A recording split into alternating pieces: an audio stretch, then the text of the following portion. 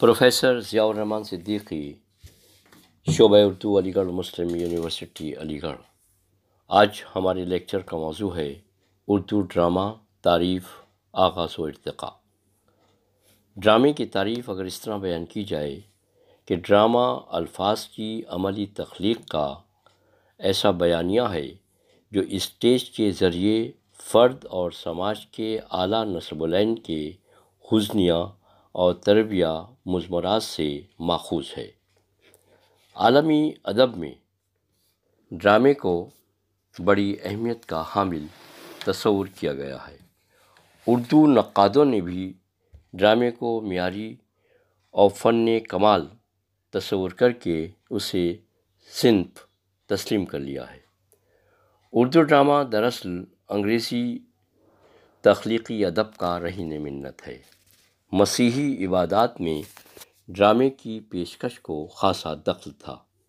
یہ پیشکش نتیجے کے طور پر پرانی ادبی روایت کی شکل اختیار کر گئی اور 15ویں اور 16ویں صدی کی یورپین نشست ثانیہ یونانی ڈراموں کا احیاء ادبی سطح پر بہت تیزی سے ہوا۔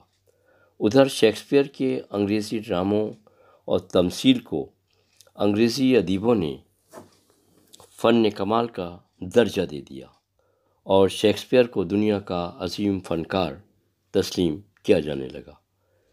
یہ ایک محض تاریخی حادثہ تھا۔ بہرحال ڈرامہ ایک اہم ادبی صنف تسلیم کی جاتی ہے۔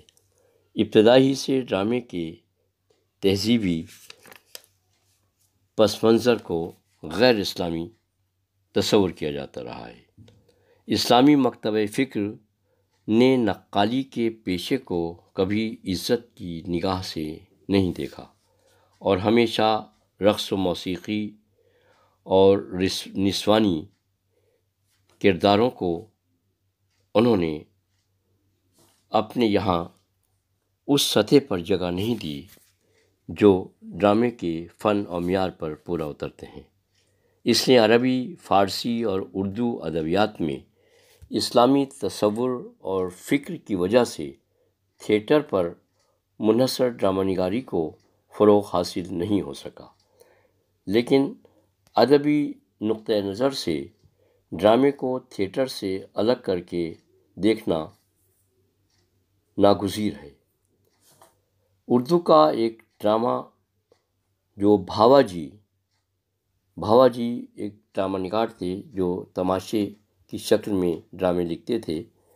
26 نومبر 1853 کو انہوں نے ایک ڈرامہ پیش کیا اور اس کا نام گوپی چند جالندھر تھا، لیکن اس ڈرامے کی کوئی تحریری شکل یا کوئی اس کا ثبوت نہیں ملتا اور کوئی مستند ثبوت اس کا سامنے نہیں آیا۔ لیکن اس طرح ممبئی میں عوامی تماشے کا آغاز ضرور ہوا اور عوام و خواص میں اسے پسند بھی کیا گیا۔ ڈرامے کے ابتدائی سفر میں مراٹھوں اور پارسیوں نے اردو اسٹیج کو بہت سہارا دیا اور نتیجے کے طور پر اردو اسٹیج کی ابتدائی نقوش واضح ہوتے چلے گئے۔ لیکن یہ طے شدہ بات ہے کہ اندر صبا اردو کا پہلا باضابطہ باقاعدہ ڈرامہ تسلیم کیا جاتا ہے جس کے لکھنے والے امانت لکھنوی ہیں اور یہ منظوم ڈرامے کی شکل میں موجود ہے۔ عالمی سطح پر جب ہم ڈرامے کی تاریخ پر نظر ڈالتے ہیں تو اس کی تاریخ 2000 سال قدیم تصور کی جاتی ہے۔ اس فن نے مختلف ممالک کا سفر کیا، دنیا کی مختلف النوع زبانوں اور انواع و اقسام کے لباس، حسن و زیبائش اور آرائش، موسیقی، تھیٹر اور مناظر دیکھے۔ نتیجے کے طور پر طویل سفر طے کرنے کے بعد الفاظ کی شکل میں کتابوں کے اوراق میں یہ مقید ہو کر رہ گیا۔ یہ سلسلہ ڈرامے کی اس طویل تاریخ میں ڈرامے کی صرف ایک صدی کا ذکر ملتا ہے یا ایک صدی سے تھوڑا سا زیادہ۔ بعض محققین کا خیال ہے کہ اردو میں ڈرامے کی کوئی تاریخ اور روایت باضابطہ موجود نہیں ہے۔ بہرحال اردو میں ڈرامے تو لکھے گئے، لیکن اردو میں اچھے ڈراموں کی تعداد بہت کم ہے، اور خاص طور سے حسنیہ ڈراموں کی تعداد اور بھی کم ہے۔ حقیقت یہ ہے کہ جب لکھنؤ کا شاہی اسٹیج اور اندر سبھا کی تخلیق عمل میں آئی تو انگریزوں نے جو اس وقت حکومت برطانیہ کے سربراہ تھے، وہ مسلسل ان کے مظالم کا سلسلہ جاری تھا۔ جو ڈرامے تخلیق کیے گئے اس دور میں وہ تکنیکی و فنی نقطہ نظر سے یا ان اصولوں کا لحاظ کیے بغیر پیش کر دیے گئے۔ مزید برآں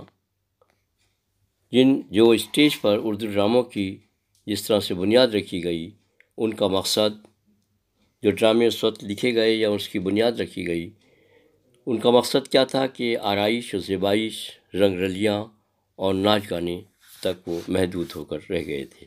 اداکار بھی غیر تعلیمی یافتہ اور اچھے فنکار نہیں ہوتے تھے، یعنی وہ ٹرینڈ نہیں ہوتے تھے۔ تعلیم یافتہ اشرافیہ اور سنجیدہ لوگ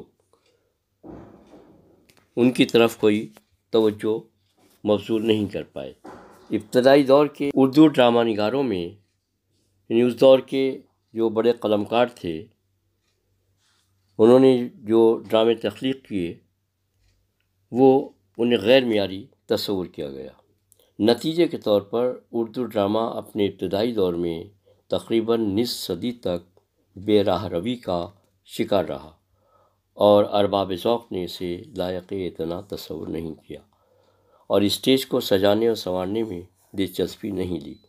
اردو ڈرامے کے ابتدائی دور میں اگر اس دور کے کچھ اہم اور مستند ادیبوں کے نام ہم دیکھتے ہیں اور سامنے آتے ہیں، ان میں محمد حسین آزاد، عبدالحلیم شرر، سرشار، نصیر احمد، عبدالماجد دریابادی جیسے اہم تخلیق کار اور قلمکاروں نے ڈرامے تخلیق نہیں کیے۔ اسی لیے اگر وہ ڈرامے تخلیق کرتے تو اس فن کی ترویج و اشاعت اور اسٹیج کی عظمت میں یقیناً اضافہ ہوتا، اور ڈرامے کی جو تاریخ تھی وہ یقیناً تیزی سے آگے بڑھتی۔ اردو ڈرامے کی روایت ارتقائی منزلوں کی جانب یقیناً گامزن ہوتی۔ فن اور ثقافت، آرٹ اور کلچر کی ایک یونیورسل زبان ہوتی ہے، جس کا براہ راست تعلق انسان کی تخلیقی ذہانت اور ذہنی وابستگی سے تعبیر ہے، جو اردو اسٹیج پر صادق آتی ہے، جس کی بنیاد سنسکرت اور یونانی ڈرامے پر رکھی گئی۔ اودھ کے عوام نے اسے جلا بخشی، پارسیوں نے اس فن کو پروان چڑھایا اور عوامی اسٹیج کے ذریعے تفریح کا بہترین ذریعہ قرار پایا۔ یہیں سے اردو ڈرامے کی ابتدا اور ارتقاء کے نقوش دیکھے جا سکتے ہیں، جو تقریباً 30 دہائیوں کو محیط ہے۔ یہ بھی ایک تاریخی حقیقت ہے کہ جب انسان جنگلوں میں وحشیانہ زندگی گزارتا تھا اور بے ساز و سامان در بدر بھٹکتا اور پتھروں سے آگ جلا کر اس کے گرد ناچتا، کودتا اور آوازیں نکالتا، کھیلتا اور رقص و موسیقی کا ماحول پیدا کرتا تھا، انسان کا یہ سب وحشیانہ فطری عمل ناٹک یا ڈرامہ ہی سے تعبیر کیا جا سکتا ہے۔ تہذیب و تمدن کے ارتقاء اور ذہنی نشو و نما کے ساتھ ساتھ بربریت کا زوال ہوتا گیا، اور آہستہ آہستہ ناٹک، کتھا کا روپ اور مذہبی جذبوں اور تہذیبی ترقی کے ساتھ دھارمک ناٹکوں کی تشکیل بھی عمل میں آنے لگی۔ یعنی ڈرامے میں ہر فرد ایک اداکار قرار پاتا ہے، یعنی یہ کائنات ایک اسٹیج تصور کی جا رہی تھی، اور یہی ہماری زندگی کا جزو لا ینفک قرار پایا۔ انسانی زندگی کے کھیل کود، سیر و تفریح، معمولات، نقل و حرکت کا نام انسانی شعور کی بیداری کے ساتھ ڈرامے کی تشکیل عمل میں آتی گئی، کیونکہ غیر مہذب سماج میں انسانی زندگی ہر روز ڈرامائی کیفیت سے دوچار رہی، یعنی پتھر کی رگڑ سے آگ پیدا کرنا از خود ایک مستقل ڈرامائی کیفیت تھی۔ ڈرامے کا فن اور روایت ابتدائی نقوش کے نقطۂ نظر سے دیو مالائی اور دیوی دیوتاؤں سے عبارت ہے۔ ایک گمان یہ بھی ہے کہ سب سے پہلا ڈرامہ 1500 قبل مسیح شری بھاشا نے تخلیق کیا تھا۔ اس کے علاوہ ان کے 35 ڈرامے اور بھی ملتے ہیں۔ رامائن اور مہابھارت میں ناٹک کا تذکرہ موجود ہے۔ اس دور میں یہ ناٹک سوانگ رہس کی شکل میں دیکھا گیا۔ ہندو تہذیب کے دور عروج میں سنسکرت ناٹک بھی لکھے گئے اور کھیلے بھی گئے، جن کی ترقی یافتہ شکل کالی داس اور بھبھوتی کی ڈرامہ نگاری میں نظر آتی ہے۔ کالی داس کی شکنتلا ناٹک کو بر صغیر کا پہلا باقاعدہ ڈرامہ اور مہاراجہ وکرماجیت کے تعمیر کردہ تھیٹر کو پہلا تھیٹر تسلیم کیا جاتا ہے۔ ادھر یونان بھی ڈرامے کے فن میں پیش رہا۔ نہ صرف اردو بلکہ دیگر ادبیات میں ڈرامہ ایک مقبول اور منفرد صنف کا درجہ رکھتا ہے۔ اس صنف کی تکمیل صرف لفظوں تک ہی محدود نہیں، بلکہ ان الفاظ کا تعلق عمل یعنی اسٹیج اور نقالی ایکشن سے ہے، یعنی الفاظ و عمل کے حسین امتزاج سے اسٹیج پر ڈرامے کی تکمیل ہوتی ہے۔ ڈرامے کا تصور اسٹیج کے بغیر ممکن نہیں ہے۔ ڈرامہ اور اسٹیج ایک دوسرے کے لیے ہمیشہ لازم و ملزوم رہے۔ کوئی ڈرامہ نگار محض تخیل کی بنیاد پر ڈرامہ تخلیق کر دے اور وہ ادائیگی اور عمل سے محروم رہے، یعنی ڈرامہ نگار کی تحریر الفاظ و زبان اور پلاٹ اور مکالمے اسٹیج کے عین مطابق ہونے ضروری ہیں۔